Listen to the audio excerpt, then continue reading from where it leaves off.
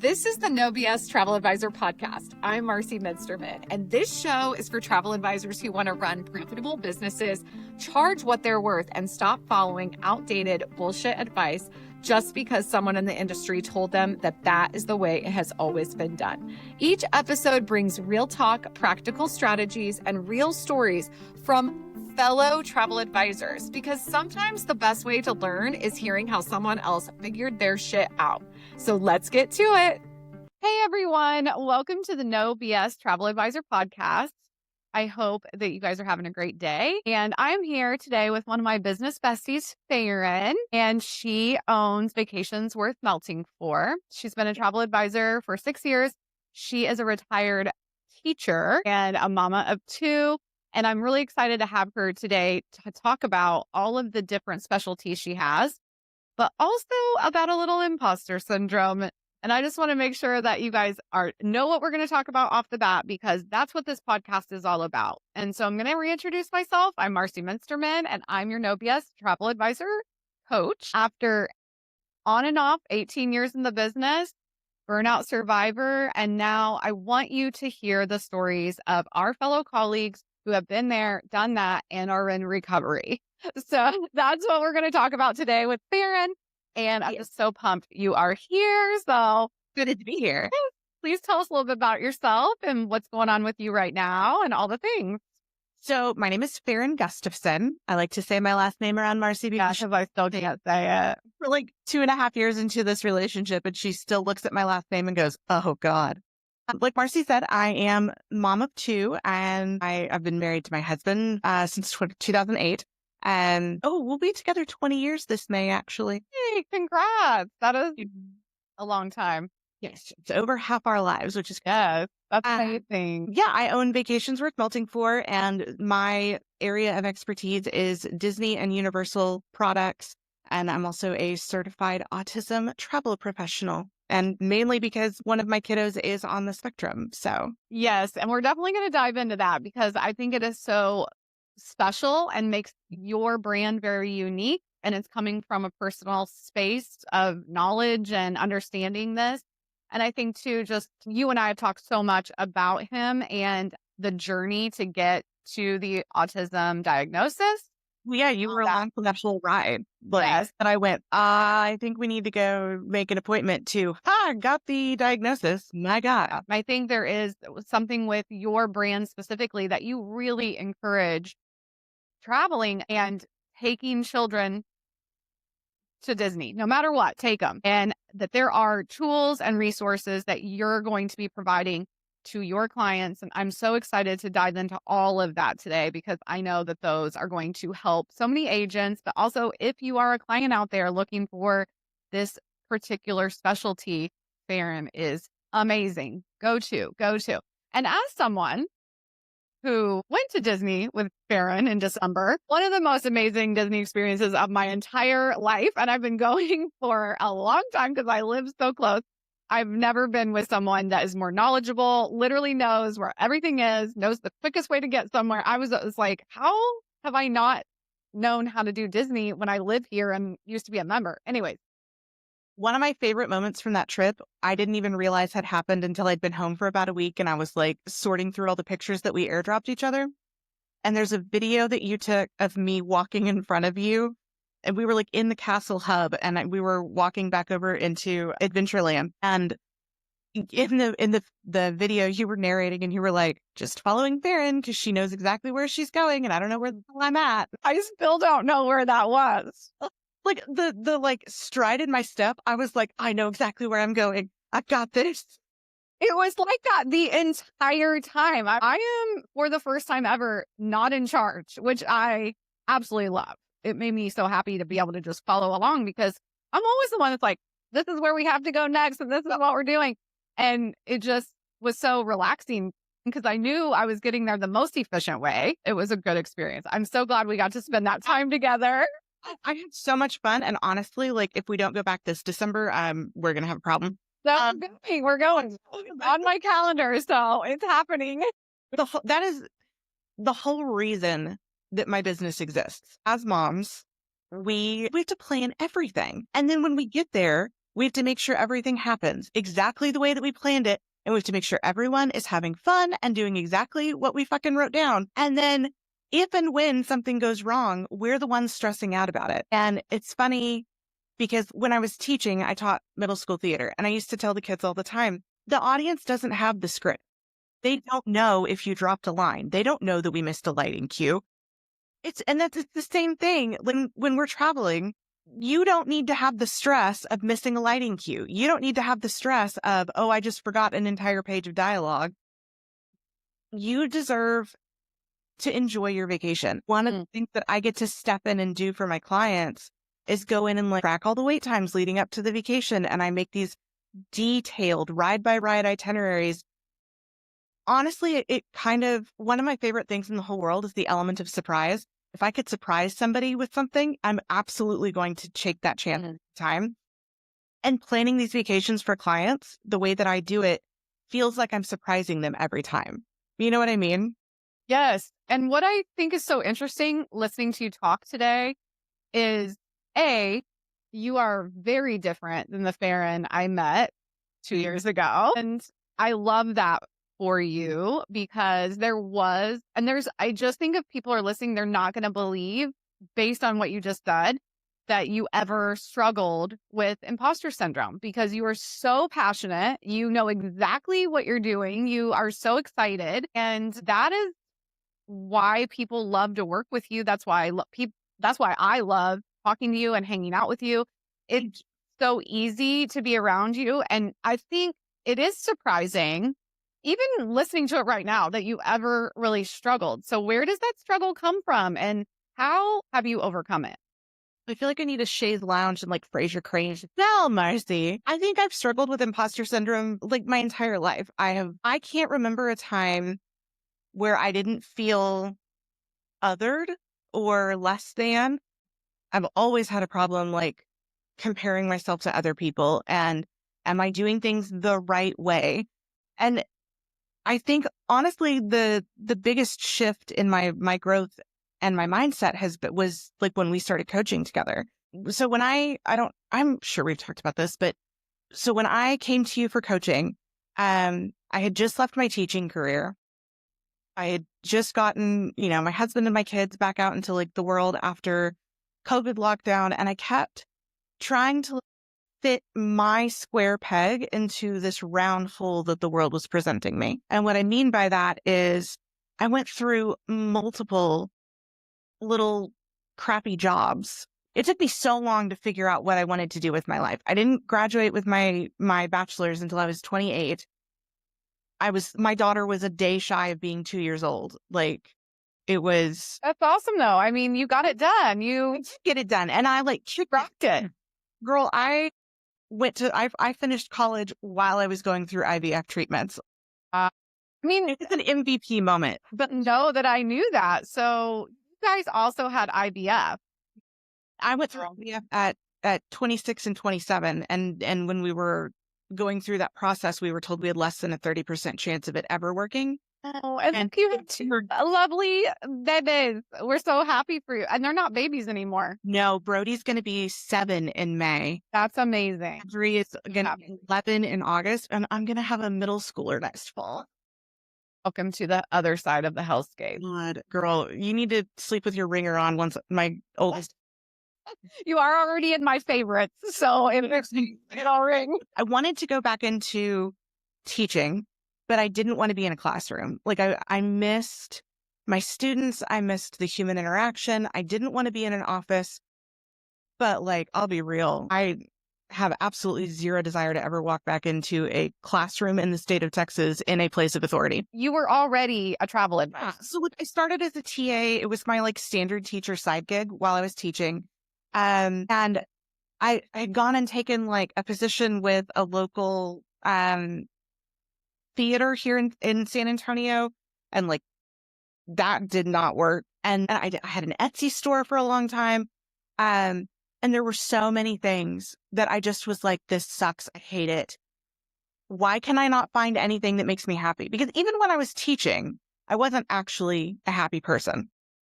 I loved what I was doing, but I hated so much of it. Can I interrupt? Yeah. I want to just point out, I think a lot of women listening Mhm. can relate to being in your 20s, trying all the things, balancing motherhood or trying to get pregnant, and really trying to make something work when we have been basically indoctrinated to be Yeah, we've been civic thinking and be a wife and have some kids and but also make sure you work and make sure you're not lazy and make sure you're doing this and but you're like, I need flexibility. And also you need to make everything, like literally everything in your house and everything you send to school with your kids has to be personalized with a Cricut. There's just a lot of pressure. I spent all of my teens figuring out what to do. And I always kind of came back to a sales role, which is how I ended up in travel. And I know the sales was not the piece for you that really attracted you. So what did eventually This was not bring you? being hard at all. I have a BFA in education with a concentration in theater. Like owning a business was not something I anticipated doing. I am very lucky that I'm married to an accountant slash data analyst who, because We love our nerdy men. has numbers on it, translated into people words, please.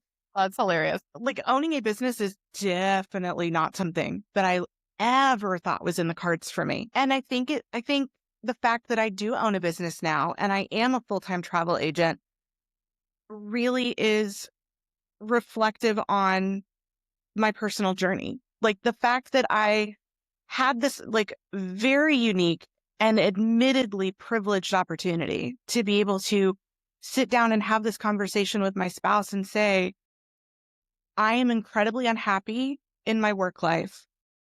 I feel hollow as a person, and I feel like it's impacting literally every aspect of my life. I don't have professional fulfillment, and I worked so damn hard, finished my college degree, and then I only got to use it for a handful of years. And I was so lost and depressed. And when he asked me, like, what do you want to do? And I was like, be happy. I don't know what the answer to that is. You tell me.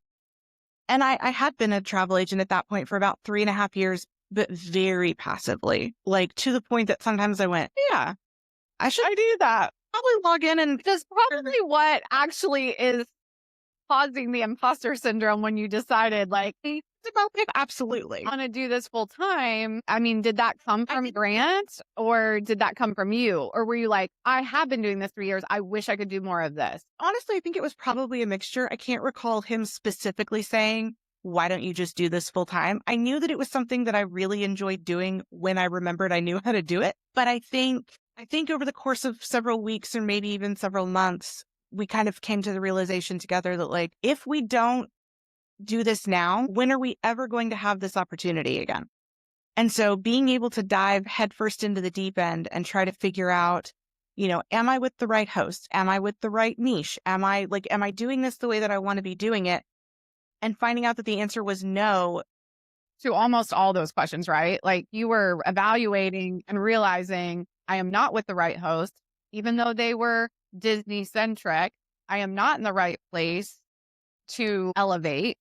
Right. And I think being able to kind of sit there and have that reflection is, again, such a privileged position that if I didn't jump on it in that exact moment, when was it ever going to present itself again? So that I would call it a privilege. I think we all have to take a pause when we are evaluating anything. Yes, of course, there's right timing and things like that. The privilege was the fact that, like, again, I'm married to an accountant / well managed the money. Let's be real. He's well managed the money we love. Thank God. Like the fact that part, okay. Base all of our decisions on how are we going to cover a bill to the T this month, I just don't want you to feel like these decisions weren't intentional from you as well. Like we can give Grant permission to take some of the credit as far as like supporting you but that is also his role. And supportive husbands win all the awards in these situations because we need sometimes there's a lot of travel advisors who don't have that. We know that to be true. And that's, I think, where you're separating yourself in this moment. Lucky, blessed, whatever you want to say, in the sense that I have a genuine partner. But everyone can sit down with the numbers. Everyone can make the choice to look closer at your business and say, I need to make changes here, here, and here.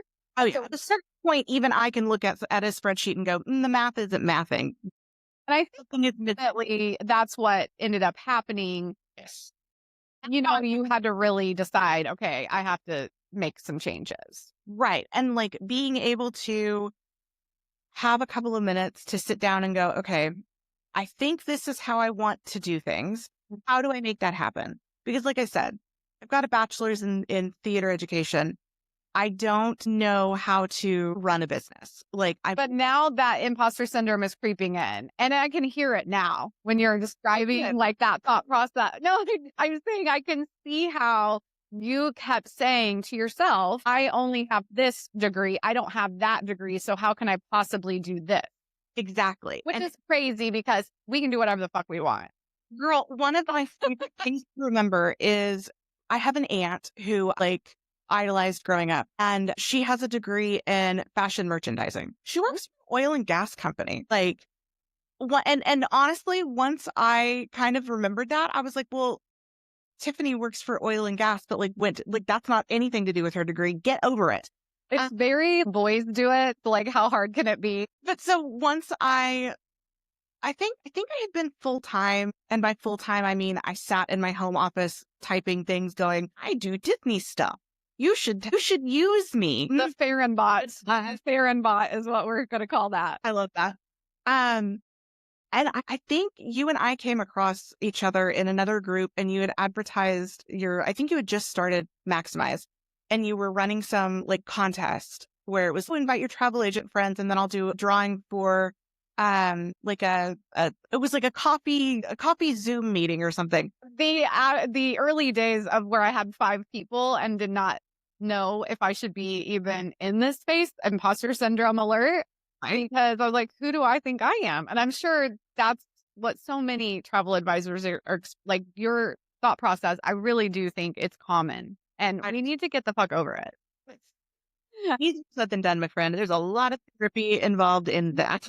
Well, I'm glad you found me, because now you're one of my admins. You're like one of the best helpers in my world. So I'm so glad you joined Maximize during the contest. Me too. And I really honestly think I invited 3 people because I wasn't focused on this full time. So I really didn't know that many advisors. Oddly enough, I was at Disneyland with my husband. And we were sitting down eating lunch before we went to the airport, and my phone started blowing up, and it was my friend Ashley, who is one of my TA, local TA friends. And she was like, oh, congratulations. Did you see that you won? And I was like, are you what? Completely forgot that I had even joined it. And then a week later, I think we had our first Zoom meeting, and I don't think I've left you alone ever since. I mean, thank God, because it's even amongst those of us who are really well connected and we have a lot in common, it is sometimes hard to make friends in this business and stay friends in this business. And I think it's one of those things that I struggle with is relationships outside of Facebook, because it's but we have managed somehow, some way of taking it offline and talk all the time, and just getting to know you and seeing the vast difference in it's not who you are. You've always been amazing, but that growth of that mindset to make the decision and go for it. And it's not to say it was easy, right? Tell us a little bit more about that journey of getting from the coaching piece all the way to where you are now. I mean, it's pretty incredible what you've done in such a short time, Farrin. Thank you. I think honestly, a lot of it was don't get me wrong, all the propose to close to home, Facebook, first class community, all of that has been incredibly helpful for me in my professional, business aspect of my journey.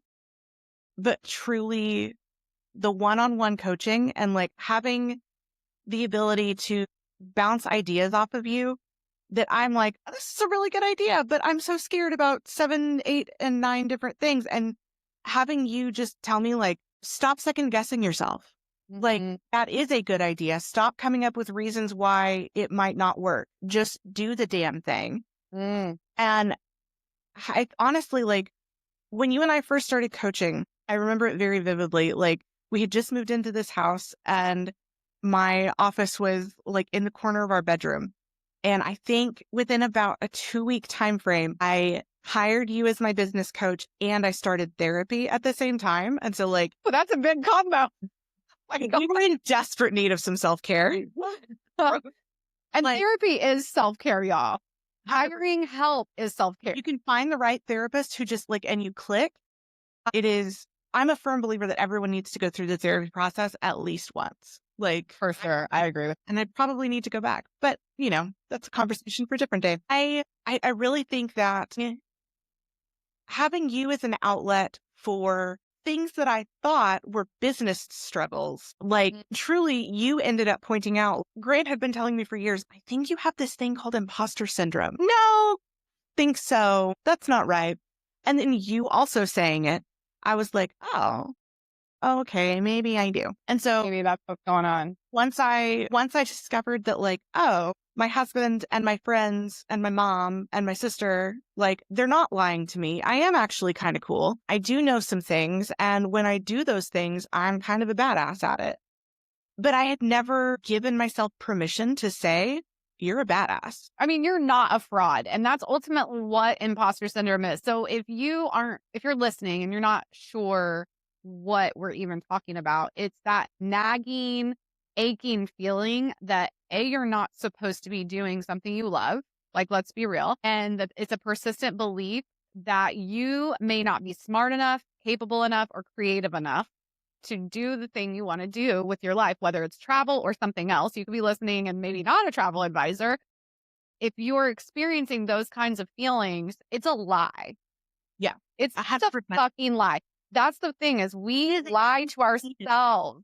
And it's like, it's one of those things that very obviously is grounded in some sort of dysfunctional relationship from a very early age, because I don't think you just develop imposter syndrome. It is harvested, it is planted deep.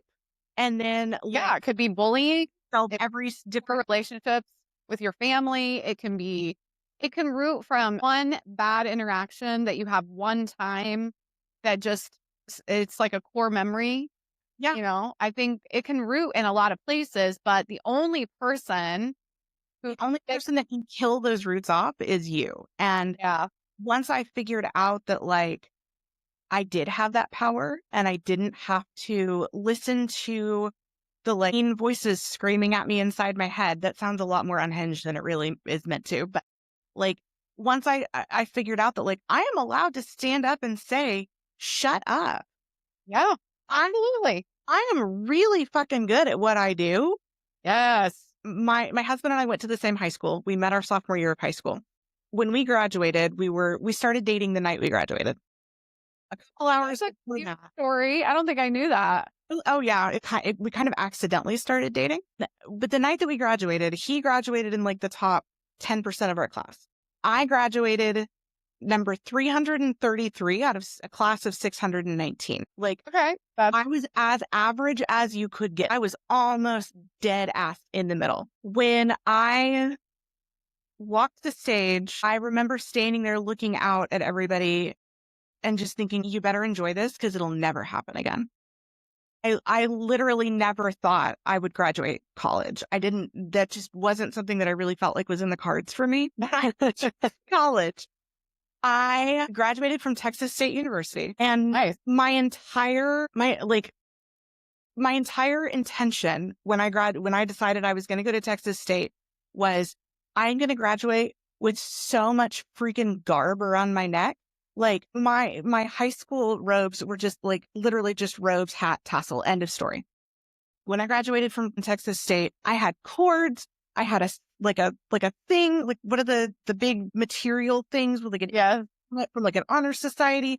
Like I went from graduating in the dead middle of my high school class because I was so like beat down and didn't think I was good at anything and had just gotten out of like a really unhealthy relationship and like just really had sucked my soul bone dry, to graduating college 10 years later in the top 8% of my class and immediately landing a job that I desperately wanted at a school that it was the middle school that I attended.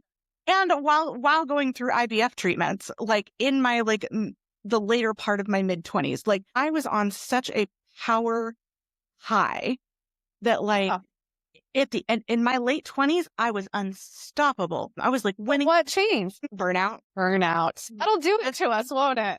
Oh my God. Like I was winning awards left and right in my theater program. I was like, I had to rebuild the thing from the ground up. It didn't exist for a year or two until I got hired. And in like I think it was about to the end of the second year. So like around 2 years, like we started bringing home awards and we started like doing the damn thing. And then when COVID hit, I just lost it all. I went from interacting with like 180 plus kids every day who I needed as much as they needed me to, I'm like Kim Kardashian ugly crying, to being locked in my house, trying desperately to like reach them and make sure that they were safe, to leaving my job completely in August of that year. And it just, I didn't know who I was. I didn't know, like, if I can't do what I'm like, quote unquote, meant to do, who even am I? And in hindsight, I now realize that like, truly one of the best things that ever could have happened, because I was so on the verge of becoming like married to my job and being a workaholic as a teacher. And like when my daughter was in kindergarten, that was the year COVID hit. So we finished her kindergarten year at home. I didn't get to be the room mom. I didn't get to be the one to pick her up when she was sick, at school, or take her to her dentist appointments because they were, had to be in the middle of the day. I had to be at school. Like I had to be with my students. But now that I'm a full-time travel agent, like I got to be my son's room mom last year. I get to be the one to like be home with them when they've got a fever, and like I get to be the mom that I wanted to be. And I don't know that I would have been able to do any of that if I hadn't taken the chance on myself. Again, it's going to be a rough couple of years, but like we're going to get through this. And I think if you had told me even just 2.5 years ago, like you're going to be sitting in a home office doing a podcast interview about how happy and successful you are, I would have been like, okay. Right. I believe that, because when we met, I definitely saw what I would say is not a broken Farrin, but somebody who was struggling. And I think a lot of women can relate to how you're feeling about the COVID years. I think a lot of travel advisors actually came. I always think it's crazy. I'm always like, why did you join in 2020? Holy shit. Like whenever I talk to people who, went all in during and after COVID, I'm always like a little bit wondering like what's broken upstairs. But also for those of us that pushed through, I wonder how we got through sometimes, because it was a lonely fucking couple of years. Girl, I had one client traveling during like when everything started shutting down, and I thought I was stressed out. And then now, like, since we've all kind of come out from under the, the shade of that whole time frame, listening to some of y'all's survival stories. Oh yeah. Oh my God. We survived a lot more than I think people give any credit for. 100%. Coming through 2020 and 2021. It was traumatizing for those of us who had seen a lot of other shit in our businesses. And we were like, this isn't going to be that bad. But you know what really affected some of us, and if I can speak for a lot of us who went through it, when Disney closed indefinitely, as someone who maybe sold 2 Disney trips a year, I was like, oh, fuck, we're so fucked. Like, it was like this, because Disney doesn't close unless it's real serious. And they're open during hurricanes. Like, I mean, sometimes. But they've been a little bit more conservative this past couple of years. But yes, it was a very troubling time to be on the receiving end of no cruises going out and Disney closing all in the same 3 to 4 days. And you're looking at your numbers as somebody who was a high achiever, looking at over almost 700,000 in sales for 2020. It was supposed to be my first year at 6 figures in a very long time. And I just remember thanking myself for always selling insurance. No kidding. And also being incredibly devastated to lose a high 5-figure salary that year. Like looking at it like what you were projected to make versus watching it take down. Had to literally every single week cancel a vacation.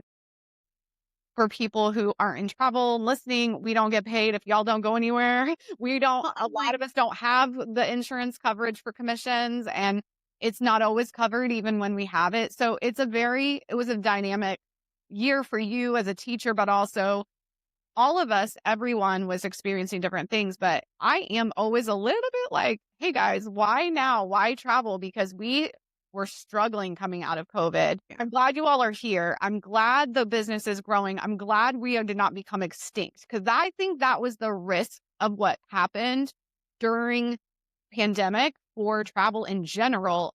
We were risking like never having travel agents again if we didn't start to make some money again. So funny about that is I really think that almost, at least in my view, I really think that it justified our existence. Like, everybody else had so much to worry about that canceling a vacation and having to like reschedule and, sit on hold while literally everyone else on the face of the planet is trying to do the same thing. I really think that we justified our stance. And I think that's also why we're seeing a resurgence, because I think a lot of people think like, oh, travel agent, that like, that's such a Mad Men, like 50s, 60s, 70s era career.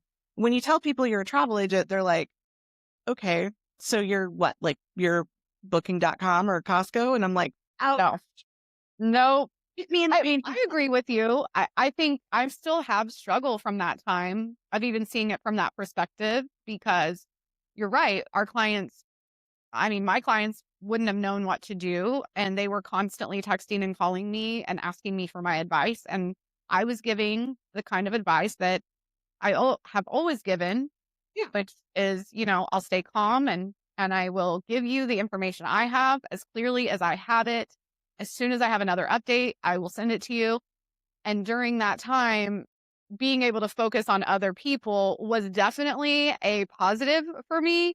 But you're right. It definitely solidified why those clients of mine hired us. Yeah. I do think I am still struggling looking back on that time as just a time in my career when I could not decide. There was many, many, many times I looked at that and said, this is it. I should not be here. This is like not it for me. So I love hearing we are even more needed now. And people are craving what you were missing, was that in-person experience with your students. We were missing conferences and getting on airplanes and, going to Disney. I was like, I did go to Disney in 2020. It was awful. It was literally my least favorite trip ever. But my son's very first Disney trip was supposed to be at the end of April of 2020. Oh, wow. I remember standing in the backyard, like trying not to melt down, because my mom was going with us. It was going to be our first trip as like a family of 4, and Brody was going to get his first haircut at the barbershop on Main Street. It was going to be perfect. And then, oh my God, when they started saying like, I guess we first started kind of getting rumblings of COVID, it was right before my district was supposed to go out on spring break. And we got this email that like, you need to take home your iPads, you need to take home your Chromebooks. Like, we may be virtual for a while. And I was like, what's that mean? Yeah. Yeah. How do you expect me to teach theater arts virtually? Shut up. But we're not doing that. No, you're doing it. Extended by like a day. And then spring break got extended till the end of the following week. And then all of a sudden the mayor of my city is on TV saying citywide shutdown at noon tomorrow. And I looked at Grant and I was like, I have to go try to break into the school. I brought home nothing.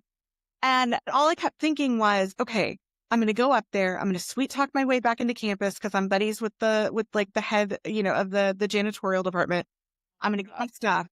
And then it's going to be okay. It's going to be a stressful couple of weeks. But then, in like a month, we're going to Disney and it's going to be great and it's going to be fine. And like, I remember calling my mom that night, telling her like, oh yeah, I basically had to like, try to break into the school to get my stuff. But it's going to be fine because we're going to be at, Cinderella Castle in a month. And she was like, honey, do you really think that we're going to do that? And I was like, well, of course we are. Then, we'll shut down for like a week and then it'll be fine. And then she was just like, I just really need you to mentally get in a place where you understand that like, that's probably not. Oh my God. So mean. And then sure enough, but like finally we didn't actually get to go until October of 2021, and we drove. Like, we drove from Texas to Orlando. It really truly showed me how little, like, or how drastically different, like, my childhood is from my kids' childhoods. Because road trips were like a regular thing for us. Like, we didn't go on family vacations. We took road trips to northern Oklahoma to go see family. That was the vacation. And like, listening to my kids freak out because, like, what do you mean we're not at Disney World yet when we're literally still west of Houston? And like, you're like, Texas is its own country, so it's going to take a while. Y'all, it was my walking up the hill in the snow both ways, like, moment where I was like, Yes. you guys been in the car for 3 hours. What are you talking about? We used to road trip 12 hours all the time. Blah, blah. Oh my God. That is so funny. But, like, I mean, it's not funny. It is funny. It's nice that we can like talk about it now and have these fun memories of like, we survived. And that's really what this was. It's just a course in survival. And you are now here and you are, I want to change the subject. I know I'm like abrupt change, but I want to talk about, yes, you had the coaching and you were doing great, but you were still maybe not with the right home. Like, the one thing I remember when we met and did your, intake, I hate the word intake. It sounds like a doctor's office moment. Yeah. I did have a survey, a questionnaire about coaching. And one of the things I really noticed about you is you were very much settling for the wrong agency because of the Disney factors. And there are just so many Disney factors when you are a theme park specialist that play into the decisions that I think a lot of agents who specialize in Disney struggle with, because in our world, commission is everything. It really is. If you want to make money, you have to have a solid commission. And one of the things that you were really settling for was that 60-40 split. And so I want to talk about... Remember how you found out about my 60-40 split? No, I remember being appalled. Okay, yeah, I felt like you were gonna jump through my computer and strangle me. So what had happened was the original. So I am almost 7 years into my career, and admittedly host hopped a little bit. Like, the first host that I started with was fantastic for what I needed at the time, when I was like very much looking to just be a part-time agent and balanced with like my family life and my professional life at the time. And then once I decided to jump, like go full time, I realized I wanted a little bit more like hand holding. Like, I'm such a rule follower, and I wanted to make sure that I was doing everything the quote unquote right way. And my original host was just like really hands off. And I appreciated that about them at the time. We love a hands-off host over here. So I'm like, that's how it should be. But I get it. You were looking a little bit more for maybe some support and guidance on making sure all your ducks are in a row, your I's are dotted, your T's are crossed. And I do also think hosts should provide some sort of onboarding of like letting you all set up. Yeah. Yeah. And so like the host that I think I signed my contract with like my second host about 3 weeks before we started coaching together. And I did that like at the time, I really like, I was so excited about all the like the resources and the like the structure. And I think at that time in my life, I needed that. Like, I needed this structure. I needed like a blueprint to just make sure that I was doing what I was supposed to be doing. But it did come with a cost, right? Like, I went from, I think I was at an 80-20 split originally to a 60-40 split. And I knew that it was lower. I knew that I was going to be taking less money, but I felt like it was a trade-off at the time for the structure that I was craving. And then once I'd been in it for about 6 months, and I think I finally fessed up to you, I was like, actually... Well, weren't we writing your numbers? Weren't we talking about like your estimated commissions and your sales? Because I always have to go over that with you at some point in the coaching. I think I am starting to recall when I learned about it, because we were really digging into the math. Yeah. Well, I think when I filled out my questionnaire initially, I was still making that like 80-20 split. And then when I moved agencies and then we picked up the coaching, I think I like failed to mention that I actually was only making 60-40 now. And then Probably because you knew I was not going to approve. And guys, one of those things I intentionally forgot to tell you. I'm going to interrupt you again because I'm not. We're besties. I can do that. I want to just explain that I do understand that agency costs are very high, and it is very expensive to run an agency. I want to acknowledge that it doesn't mean these agency owners are quote unquote bad. I think a lot of people think I hate everybody. I don't. People say that about you. That's not like I don't hate any. I want everyone to find the perfect host. Right. As someone who has just recently started her own agency from the bottom, it is fucking painful. And I've been doing this a long ass time and it's still painful. And I want people to find the right host where you can be fully appreciated and be compensated so that you can have the life you want to have. That's what I'm looking for. If you're okay making 50, 60, I am appalled by this because I know how much Disney pays. And I know that if you're doing mostly lower end properties with a couple of tickets, you're not making any money. And if that's not the bottom line for you, my coaching clients come to me. You came to me because you want to have an impact on your family. And you told me your why. And your why was very much financial. And if your why is tied into financial, which we all have to make money. I mean, if you want to even go to Disney, you have to be making some money. I don't care if you get a big discount. The numbers have to make sense. And so one of the big activities I take all of my coaching clients through is a financial estimation of the commission you're going to currently be making based on the sales you have and potentially what your goals are. And if they're going to match up with what you want to bring into your household income. And if they don't match, we have to start looking at why.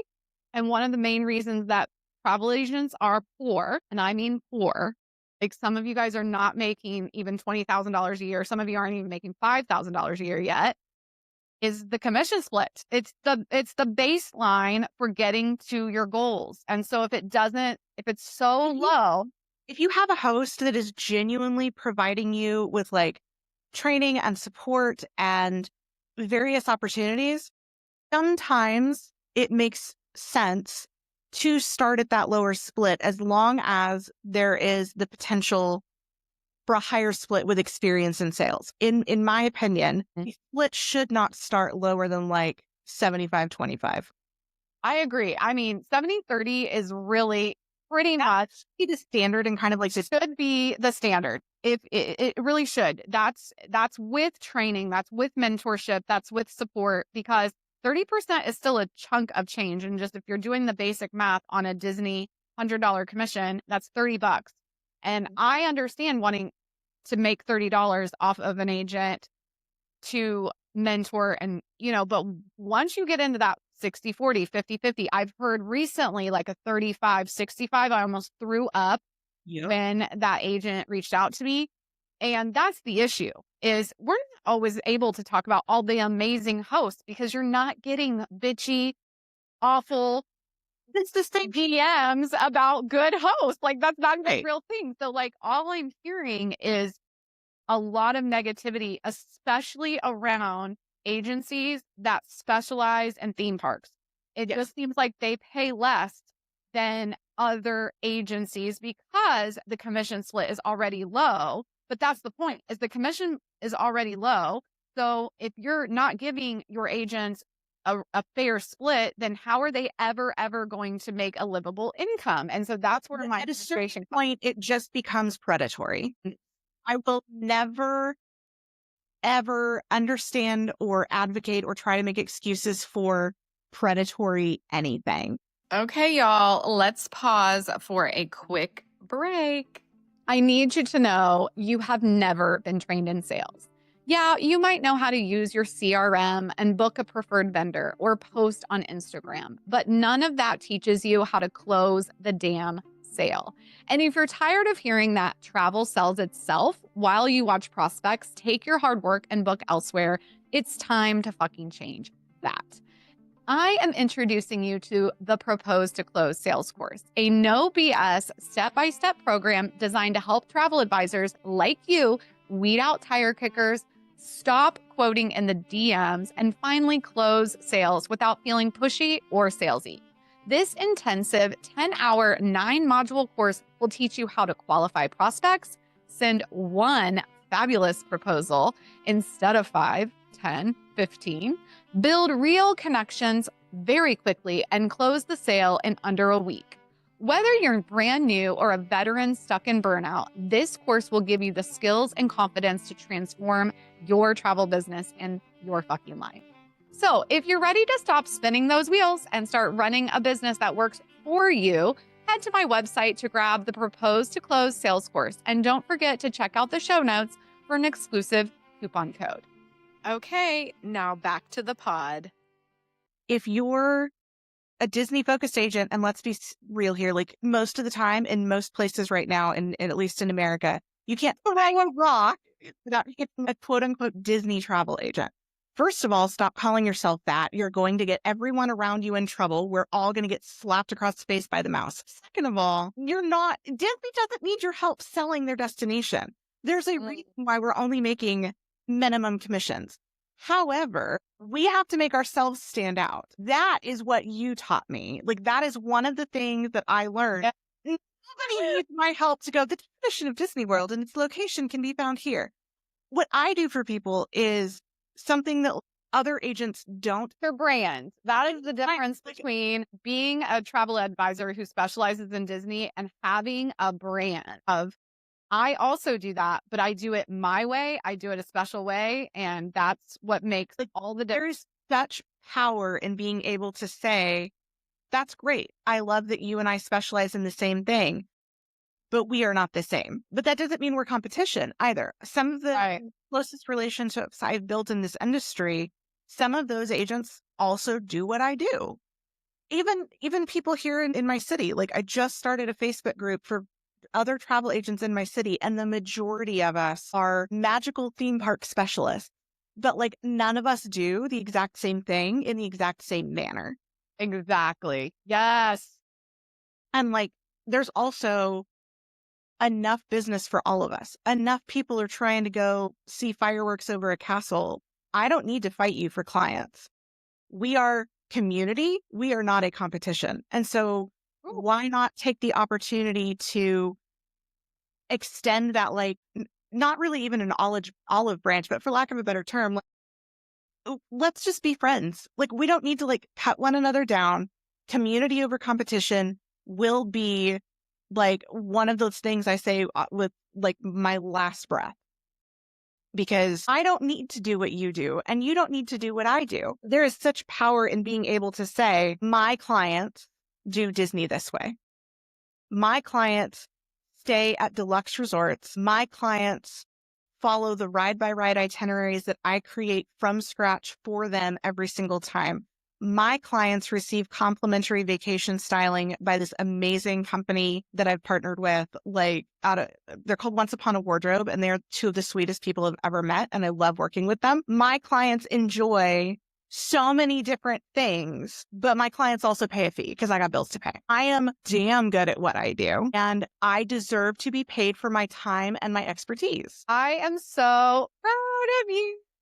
The imposter syndrome might be still gnawing its way back in occasionally, but you have come so far, and I really want to talk to you about your specialty within the specialty, because being a mom of a child with autism is a very unique situation, but one that isn't so unique that there aren't lots of us. And I love what you do for your families with children who have autism, because it really is a game changer for families who think they can't go. And one of the things you shared with me that I was mind blown on was how many families choose not to travel because their child has a disability. So I want us to talk about that. Like 97% of families with someone on the spectrum don't travel because it causes such a disruption to whether it's your very well-established, very cemented routine or interruption in therapies or things like that.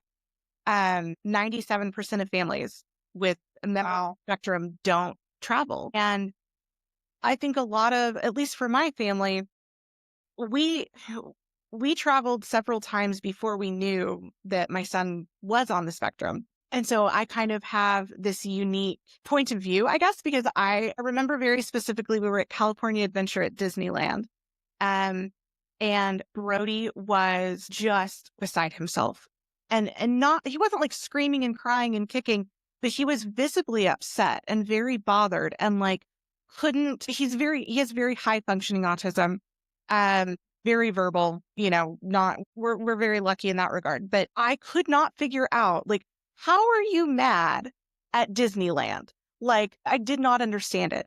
I really just thought, like, okay, he's having a meltdown. Did I tell him no too many times? What could I possibly have done at Disneyland to like ruin your entire life? Once we got the diagnosis though, and I was able to look back at some of those travel memories, I now had the benefit of hindsight to say, oh, that wasn't a like spoiled toddler meltdown.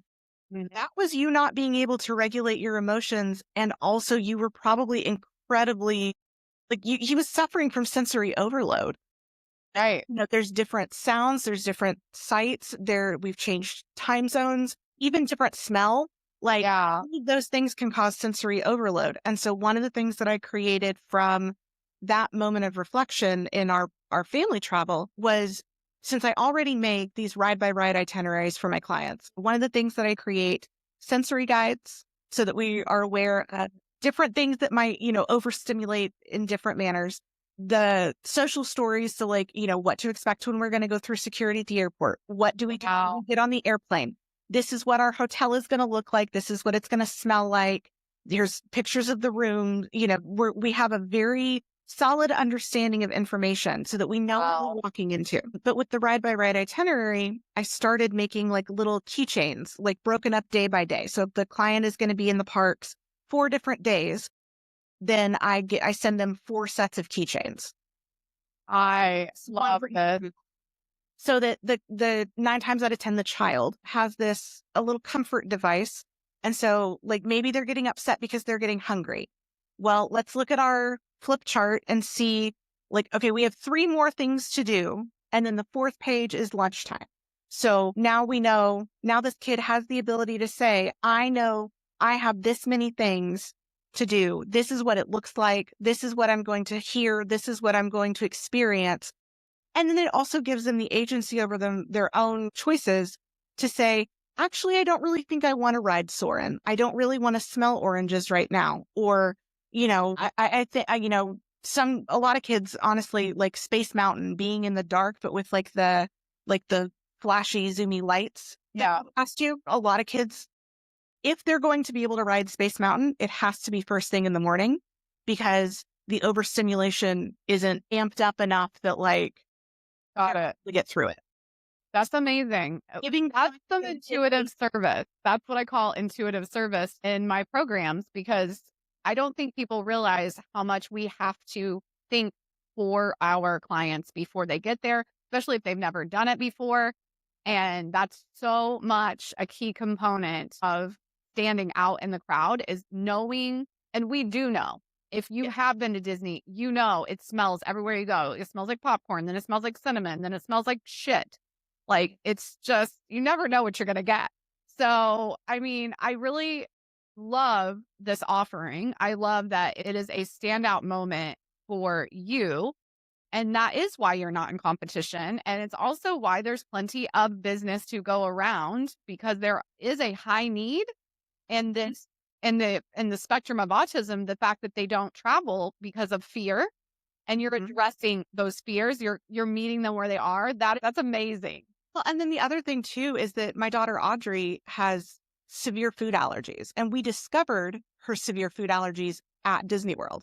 Like, broke out in hives. We had no idea that she had food allergies until we ate at one of the restaurants and figured out, oh, you're itchy and broken out in hives because you ate off of a fork that had been in contact with shellfish. So scheduled allergy testing after that. I say that I am a certified autism travel specialist. I don't like officially advertise anything to do with food allergies because there are so many variations. Too dynamic, right? Yes. And I would hate to be responsible for giving incorrect information on that. But I am able to kind of offer that like mom take on certain places. So like I know that during intake, I need to ask my clients, do you have anybody with sensory processing issues? Do we have mobility issues? Do we have any food allergies?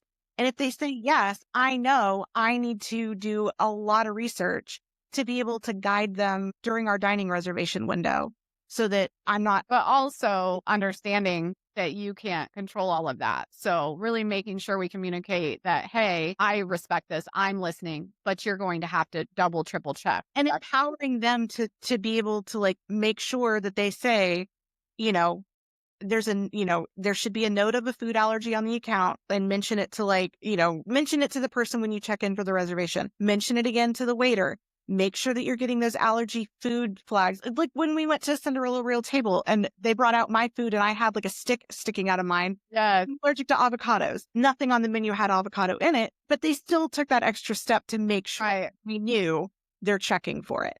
So little things like that we can do to empower clients, like it goes a long way. But it also really is showing just how much that you're not a fraud. You're not an imposter here.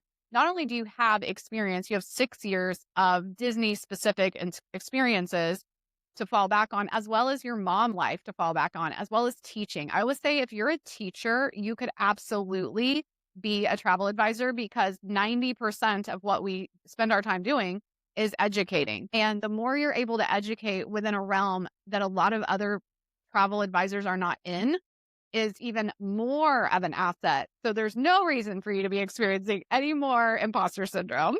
I agree. Okay, good. Well, before we wrap it up, I want to talk to you about your 3 things, your 3 pieces of advice that you would give a travel advisor who doesn't want to invest, have to invest right now that they could take away from our conversation and improve their business today. My first one is that you need to join a networking group or 2. And don't be afraid to go around and sample things, but it cannot tell you how much it helped finding local networking groups that I really connected with, not only for that like human interaction that a lot of us miss because we work at home, but just like a connection or a community rather of people that get it.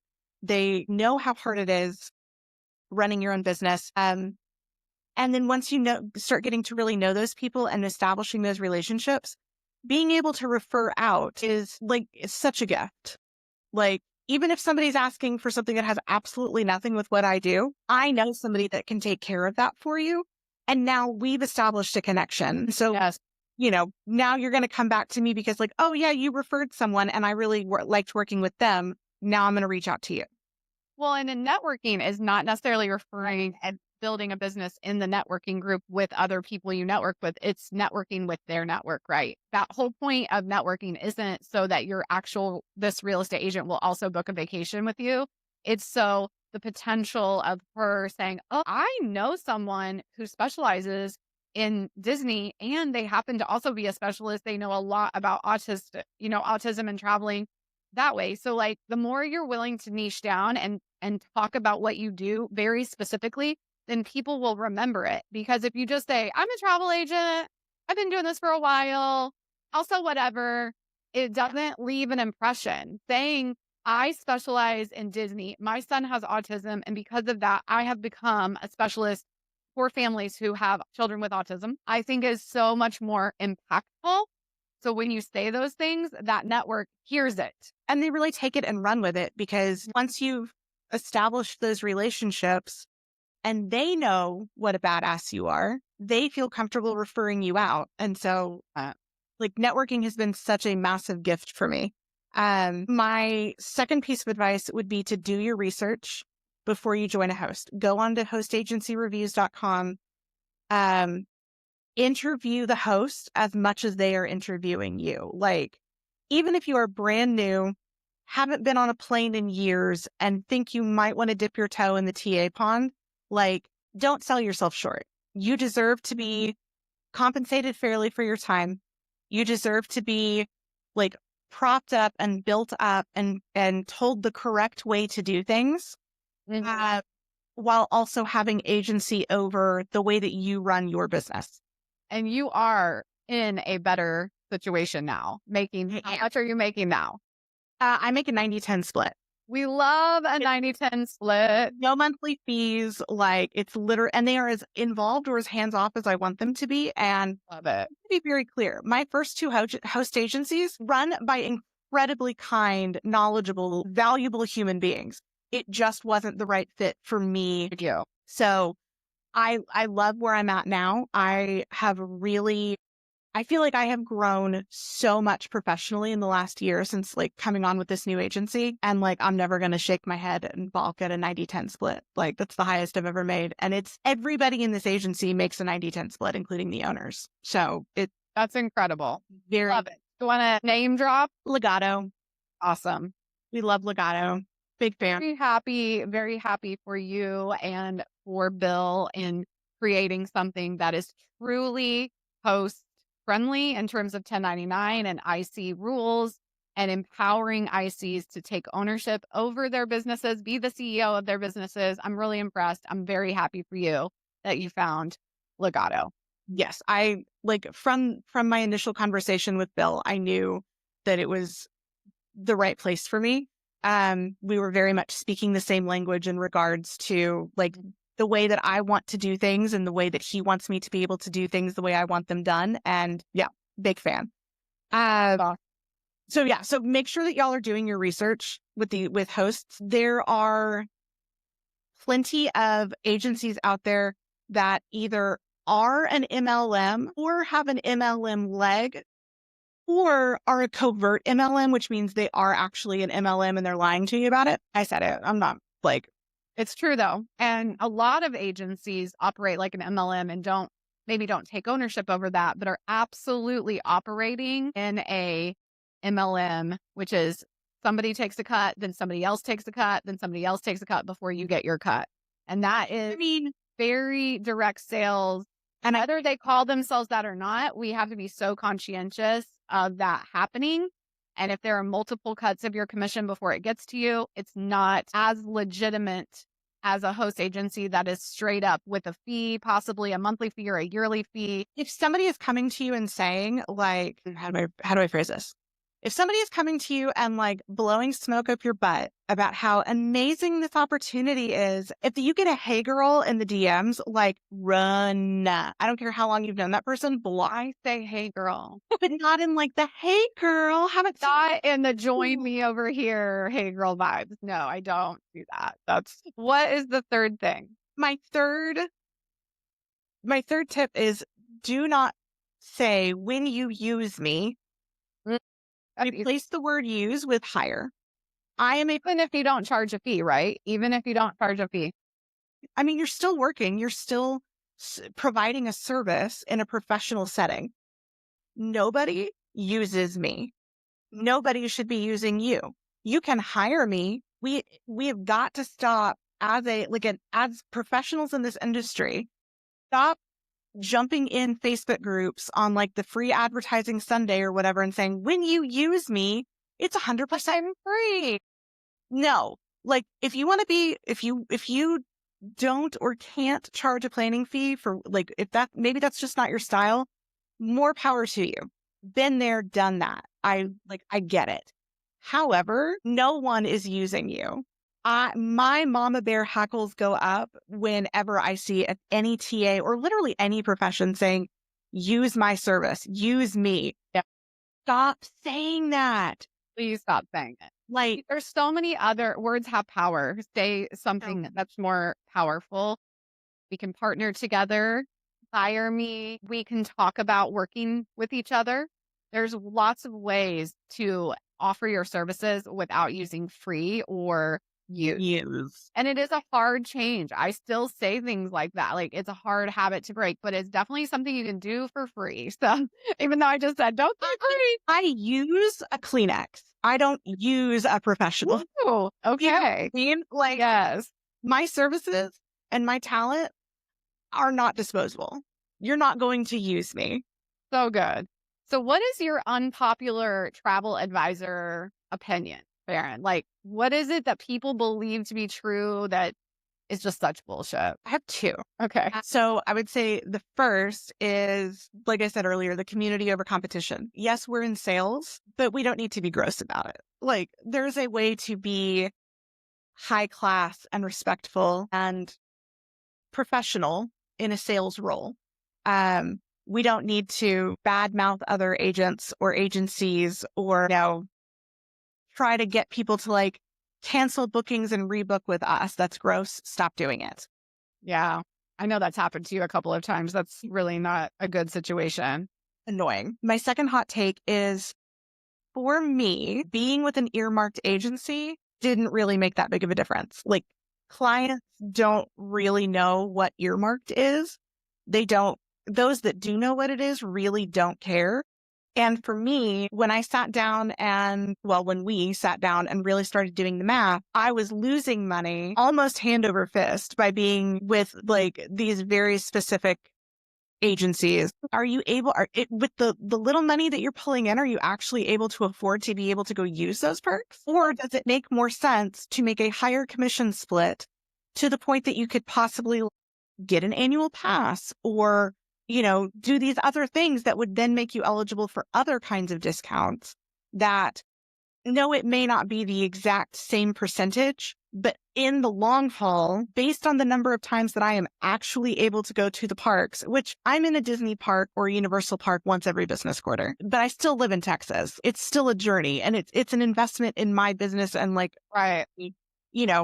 My mental health. I think running the numbers, no matter what you sell, is really what it's going to come down to if you want to travel as well. I mean, being a specialist in Italy is expensive. It's not the type of, there are no discounts and they're and the few that we do get offered, you have to be selling before you're offered and you have to really be selling.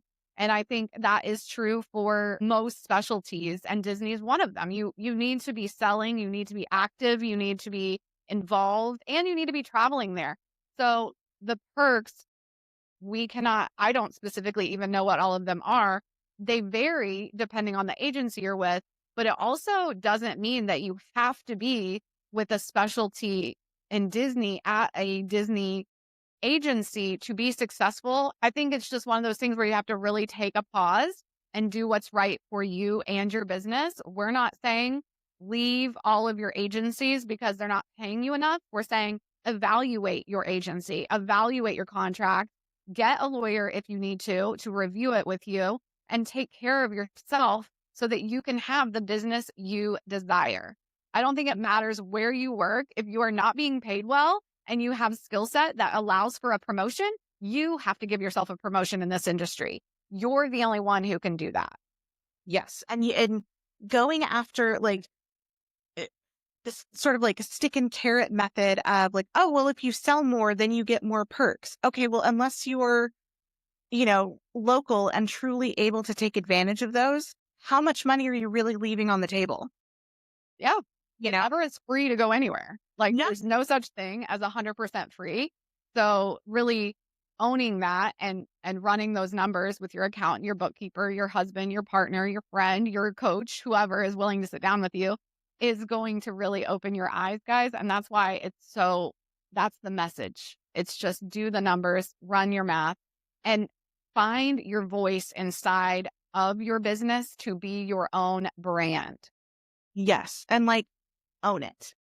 Yes. And own it. That's the only thing that gets rid of imposter syndrome, is taking ownership and being proud of who you are and how far you've come and how you got here. And what a badass you are. Yes. You are so good at whatever it is that you're doing. Just acknowledge it and allow yourself to enjoy that knowledge. Yeah, I know. I'm so excited. Okay, we are going to wrap up. I am so glad you came on today. Episode 8 is wrapped up. I hope that we have helped you and given you lots to think about. And Farrin, I adore you. I'm so appreciative of our friendship, and it means so much to me that you took the time out to be here with us today. So thank you so much.